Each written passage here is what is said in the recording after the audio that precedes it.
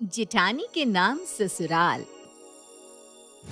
सुंदरपुर नाम के शहर में एक परिवार रहता है जिसमें दो भाई अपनी अपनी पत्नी और बच्चों के साथ खुशी खुशी रहते हैं। दो भाई सुंदर और सुशील के संयुक्त परिवार में उनकी माँ भी उनके साथ ही रहती है। सुंदर बड़ा भाई था जो अपने छोटे भाई सुशील से पूरे 10 साल बड़ा था। इसलिए जब से सुशील की पत्नी आभा शादी करके इस घर में आई थी, उसने जेठ जेठानी को ही घर के सभी बड़े और महत्वपूर्ण काम करते हुए देखा था। धीरे धीरे समय बीतता है और आभा भी 2 बच्चों की माँ बन गई। जेठानी मंजू के तो पहले से ही 3 बच्चे थे। आभा और मंजू के बीच का सामंजस्य ऐसा बैठा कि संयुक्त परिवार में असंख्य जिम्मेदारियों को निभाते और गृहस्थी की गाड़ी खींचते खींचते कब 20 साल का लंबा समय बीत गया उन्हें पता ही नहीं चला। 20 साल में उन दोनों के बच्चे बड़े हो गए थे। जेठानी मंजू की दोनों बेटियों की शादी हो गई थी और बेटा आभा के बच्चों के साथ कॉलेज में पढ़ रहा था। एक दिन, मुझे समझ में नहीं आता मम्मी, आखिर कब तक हम लोग इस खंडर जैसे मकान में रहते रहेंगे? अरे हम लोग किसी ढंग के मकान में शिफ्ट क्यों नहीं कर सकते? अरे बेटा, ये खंडहर नहीं है, तुम्हारे दादा का पुश्तैनी मकान है और इस मकान में तुम्हारे दादा दादी और पूर्वजों का आशीर्वाद है। इसलिए इस मकान को छोड़कर हम कहीं नहीं जा सकते। ये बात मैं तुम्हें पहले भी कई दफा बता चुकी हूँ, लेकिन तुम्हारे दिमाग में तो जैसे कोई बात जाती ही नहीं। ऐसा लग रहा है तुम ही अनोखे जवान हुए हो, हम तो कभी जवान हुए ही नहीं थे। और बेटा, हमारी बात तो एक बार छोड़ भी दे। तेरी दोनों बड़ी बहनें पूजा और आरती भी इसी घर में पली बड़ी हुई और शादी करके अपने अपने ससुराल भी रवाना हो गई, लेकिन उन्हें कभी इस घर से कोई दिक्कत नहीं हुई। लेकिन तुम तीनों तो एक जैसे ही हो, कभी किसी बात में संतोष भी कर लिया करो। मम्मी, पूरी कॉलोनी में बाकी घरों को देख लो और एक अपना घर देख लो। पुश्तैनी मकान होने का मतलब ये तो नहीं ना कि हम खंडर में ही रहते रहें। अच्छा ठीक है, मकान चेंज नहीं कर सकते, लेकिन इस मकान का रेनोवेशन तो कर ही सकते हैं ना। मुझे समझ में नहीं आता तुम्हारा कांटा रोज रोज आकर एक ही बात पर क्यों अटक जाता है। अरे अच्छा खासा तो है हमारा घर, आखिर क्या कमी है इस घर में जो मैं तुम्हारे कहने पर यहाँ तोड़ फोड़ करवा दूँ? और रोज रोज मेरा दिमाग खाने से कुछ भी नहीं होने वाला। तो जाकर अपने पापा से बात कर। वैसे भी घर के सारे इम्पोर्टेंट फैसले तेरे पापा और ताऊ जी ही लेते हैं। मम्मी, कभी घर से बाहर निकल कर देखिए, लोग कैसे कैसे आलीशान मकान में रह रहे हैं और एक हम है जो पता नहीं किस जमाने से इस टूटे फूटे मकान में बस रहते ही जा रहे हैं। अरे पीढ़ियां बदल गई, लेकिन आप लोगों का रहन सहन का स्तर नहीं बदला। अपने लिए ना सही, मेरे लिए ही इस घर का हुलिया थोड़ा तो चेंज कर दो। मेरे दोस्त मेरा मजाक बनाने लगे हैं। अब कहते हैं भूत बंगले वाला विकी आ गया। बेटे विकी की रोज रोज की जिद से अब तो आभा भी तंग आ गई थी। अच्छा ठीक है, मैं तेरे पापा से बात करती हूँ। अगर उन्होंने हाँ बोला तो फिर करा देते हैं रेनोवेशन, लेकिन मेरी शर्त है, जो भी काम होगा बस तेरे कमरे में ही होगा, बाकी का घर जैसा है वैसा ही रहेगा। तू चमका ले अपना कमरा और मेरी जान छोड़। नहीं मम्मी, घर का मेन एंट्रेंस, लॉबी और ड्राइंग रूम भी रेनोवेट कराओ। कोई मेहमान आता है तो बात शर्मिंदगी उठानी पड़ती है। आजकल कौन ऐसे बाबा आदम टाइप के घरों में रहता है? अगले दिन आभा पति से घर की मरम्मत और पेंट के लिए बात करती है। अभी हाथ थोड़ा तंग चल रहा है, अभी ये सब काम नहीं हो पाएगा। देखिए, बच्चों की बात भी गलत तो नहीं है। हम बच्चों को नया घर लेकर नहीं दे सकते तो कम से कम घर में रंग तो उनके हिसाब से कर ही सकते हैं। आजकल ऐसे पुराने घरों में कौन रहता है। आप ऐसा करिए, बैंक से थोड़ा सा लोन निकलवा लीजिए, धीरे धीरे भरते रहेंगे। वैसे भी बच्चों की खुशी के लिए माँ बाप को कई बार कठिन फैसले लेने ही पड़ते हैं। कैसी बात करती हो तुम आभा? हमें बैंक लोन कैसे देगा? अरे क्यों नहीं, घर में हमारा हिस्सा नहीं है क्या? बैंक से घर के लिए लोन ले लो बस। ऐसा नहीं होता है आभा, लोन उसी को मिलता है जो कानूनन उस मकान का मालिक हो। तो कानूनन आपका भी तो इस घर में आधा ही हिस्सा है ना, फिर दिक्कत क्या है?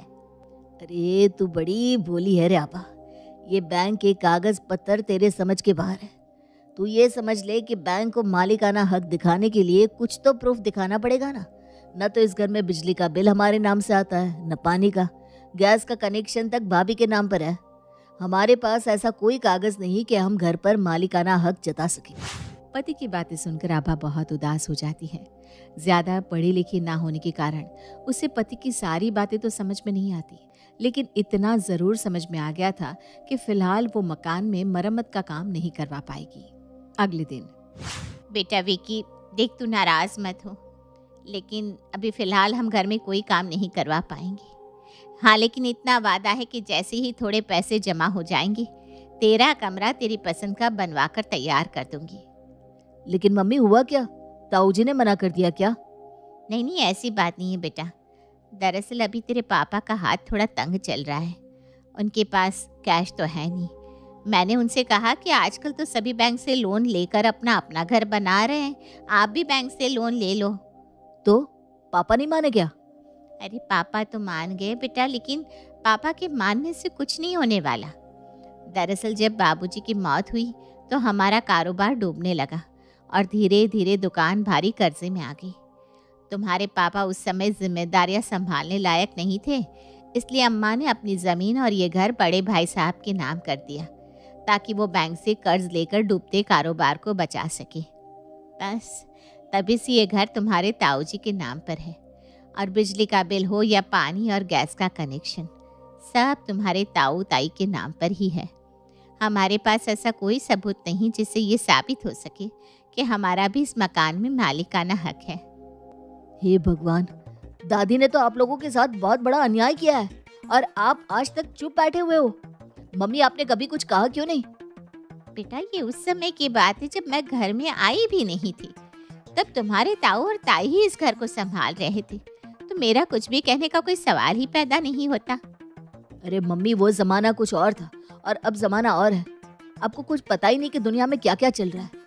मैं ये नहीं कह रहा हूँ कि ताऊ जी ताई जी गलत है, लेकिन कल को अगर गुड्डू कहे कि ये मकान तो उसके मम्मी पापा के नाम पर है और इस पे हमारा कोई हक नहीं, उस समय हम लोग क्या करेंगे? बेटा, अपने घर के बड़ों पर भरोसा रख। तेरे ताऊ जी ताई जी ऐसा कभी नहीं होने देंगे। पिछले 20 सालों में ऐसा कभी नहीं हुआ तो आगे भी नहीं होगा, मुझे पूरा यकीन है।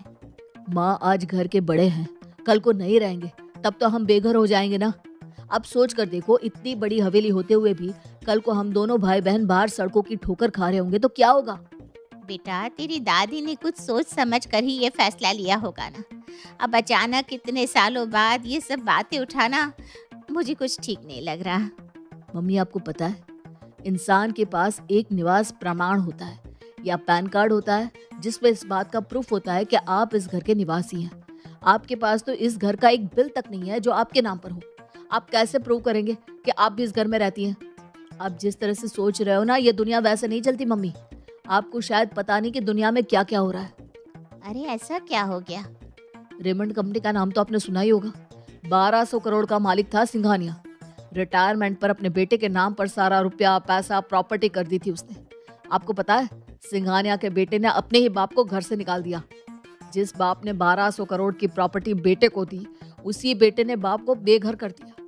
अब बेचारा सिंघानिया किराए के मकान में अकेला रहकर बुढ़ापा बिता रहा है।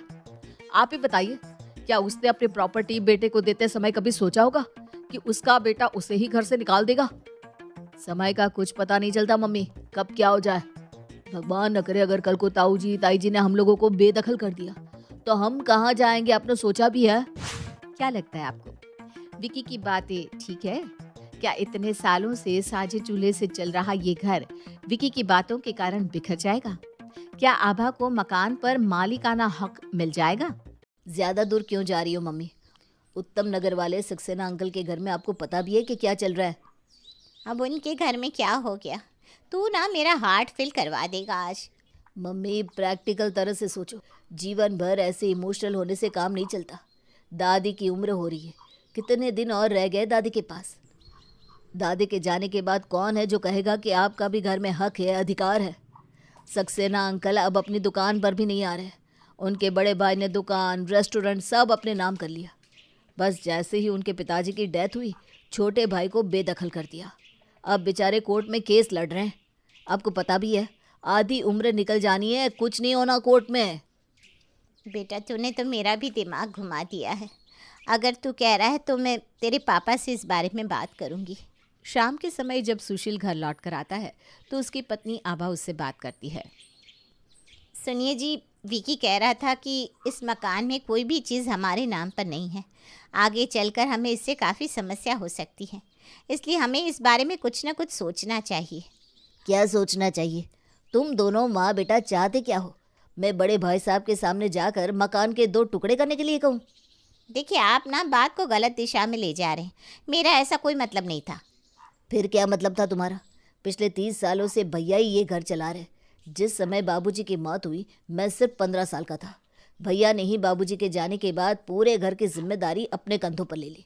मुझे दुकान का काम सिखाया और इस लायक बनाया कि आज मैं अपना घर चला पा रहा हूँ। जिस भाई ने जीवन भर मेरे लिए इतना सब कुछ किया, आज मैं उसके सामने जाकर मकान को अपने नाम करने के लिए झगड़ा करूँ? देखिए जी, आप गलत समझ रहे हैं। विकी ने ऐसा बिल्कुल नहीं कहा कि हम भाई साहब से अलग हो जाएं या अपना हिस्सा मांग लें। वो तो बस यही कह रहा था कि आभा की बात पूरी हो उससे पहले ही सुशील को गुस्सा आ चुका था। क्या कह रहा था? वो कल का लड़का क्या जाने भैया ने कैसी परिस्थिति में इस घर को खड़ा किया है। अगर भैया को सब लूट कर अपने ही बच्चों पर उड़ाना होता तो उसी समय लूट लेते जब अम्मा ने सब उनके नाम किया था। इनके सुपुत्र ने इनके कान भर दिए और ये चली आई हिस्सा मांगने। लेकिन नहीं, मैं अपने बड़े भाई और भाभी को अच्छी तरह जानता हूँ। मैं तुम दोनों की बात में नहीं आने वाला। आप अपने भाई को ही तो जानते हैं, अपने बेटे गुड्डू की जिम्मेदारी तो नहीं ले सकते ना। देखिए, अब श्रवण कुमार बनने का ज़माना नहीं रहा। एक आप छोटे भाई थे जिसने कभी दुकान के पैसों से अपने नाम बैंक में एक खाता तक नहीं खुलवाया। बड़े भाई ने जो दिया उसी में घर चला लिया। लेकिन क्या आजकल के बच्चे रिश्तों को उतनी शिद्दत से निभा पाएंगे? अगर कल को भाई साहब के बेटे गुड्डू ने हमारे बच्चों के साथ बनाकर नहीं रखनी चाहिए तो क्या होगा?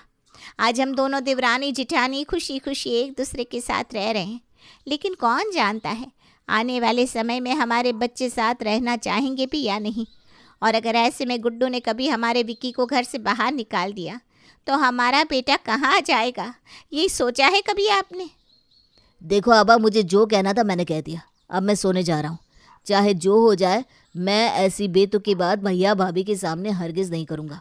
मत करिए, डरते रहिए आप अपने भैया भाभी और अम्मा से, लेकिन अब मैं नहीं चुप बैठूंगी।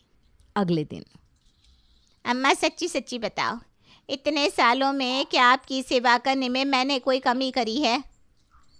अरे छोटी बहू, ऐसी बात क्यों कर रही है? मैंने ऐसा कब कहा कि तुम मेरी सेवा नहीं करती? तो फिर मेरे साथ इतना दुर्व्यवहार क्यों किया आपने? मेरी आधी उम्र गुजर गई इस घर में रहकर अच्छा बुरा समय निकालते। आज इतने बरसों बाद अगर मेरा बेटा एक कमरा अपने हिसाब से रखना चाहता है तो मैं उसे ये छोटी सी खुशी भी नहीं दे सकती क्या? अरे तो कर लेने देना, किसने रोका है विकी को? अम्मा, पैसे कहाँ हैं?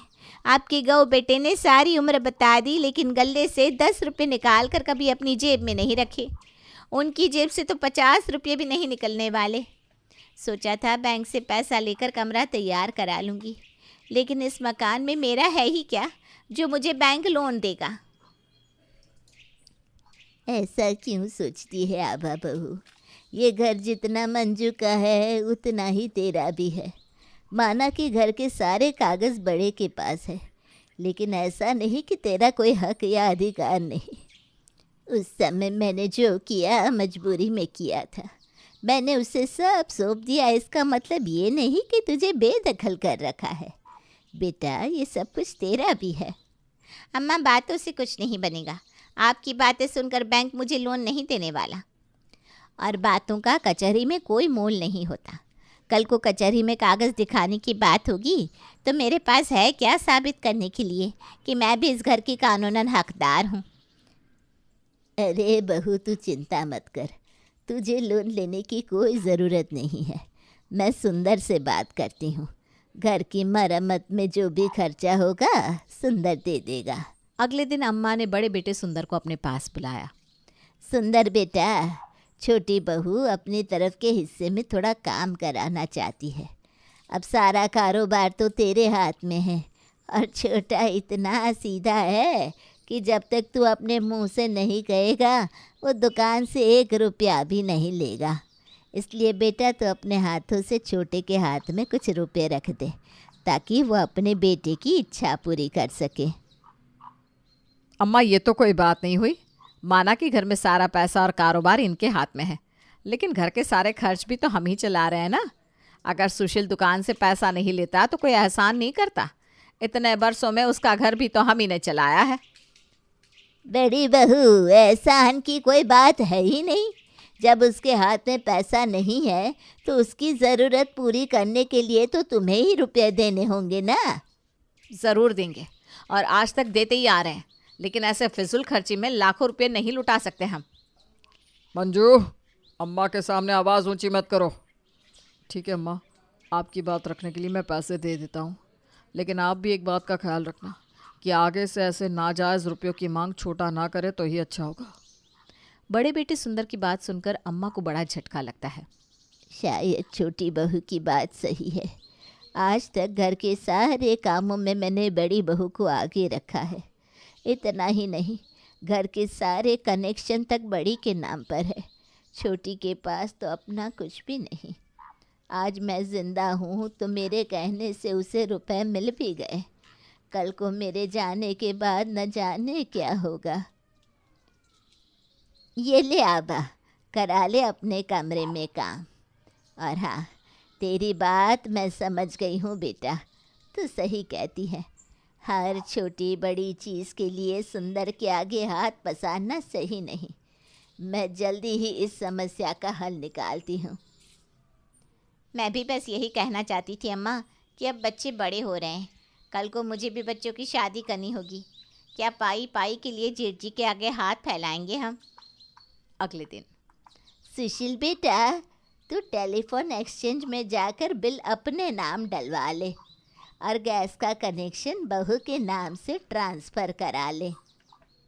अम्मा, उससे क्या फ़ायदा? भाभी के नाम हो या आभा के नाम, एक ही तो बात है। एक बात नहीं है बेटा, बिल में नाम होने से ये पक्का होता है कि तुम भी इसी घर में रहते हो। तुम्हें भी कोई कागज़ बनवाना होगा तो तुम्हारे काम आएगा। माँ के कहने पर सुशील बिल अपने और अपनी पत्नी के नाम पर ट्रांसफ़र करवा देता है। बेटा, गले में जो भी पैसा आता है शाम के समय दोनों भाई उसका आधा आधा कर लिया करो, और अब से सारी जिम्मेदारियां बांट कर निभाओ ताकि दोनों के बीच प्यार भी बना रहे। इसके बाद अम्मा मकान भी वापस अपने नाम करवा लेती है, ताकि उनके ना रहने पर वो मकान खुद ब खुद दोनों भाइयों में आधा आधा बट जाए और आने वाले समय में झगड़े की कोई वजह बाकी ना रह सके।